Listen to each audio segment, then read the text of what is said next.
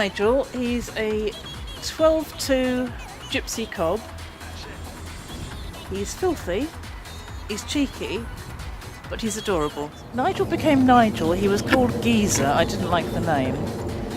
So his little moustache just reminded me of one of my students who had a moustache who was called Nigel, so he just became Nigel. And looking at the moustache and his little ears, I thought he'd suit a bowler hat and a brolly, so he looked like a city gent. Lots of them are called Nigel, so I just thought the name suited him much better than Geezer.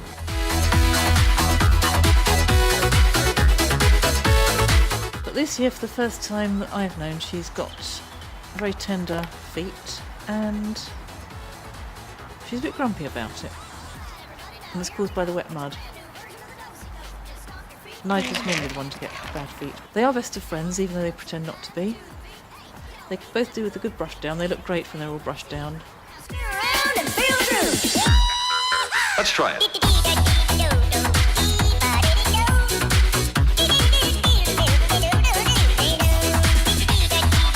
Nigel's feet is I was scraping out the mud and the stones, cleaning them up a bit, cleaning up the feet, clean up the frogs and the soft tissue. The frog is the soft tissue. It looks like a little frog, froggy shape. Clean that out, make sure there's no stones caught which could be hurting him. Apply some. It's like Vaseline, but it's got antifungal and antiseptic stuff in it, so it protects from infection.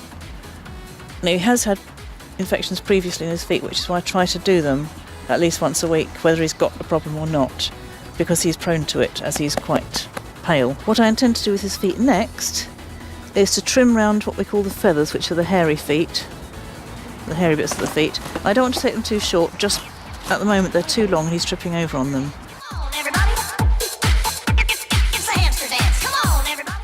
You like to play? He's a very gentle soul, really. It's just he's a bit doesn't realise his own weight sometimes. What we're hoping is that we get somebody, a small adult or an experienced youngster, who can ride him once we're at a saddle and hopefully take him to competitions, just for the fun of it, really.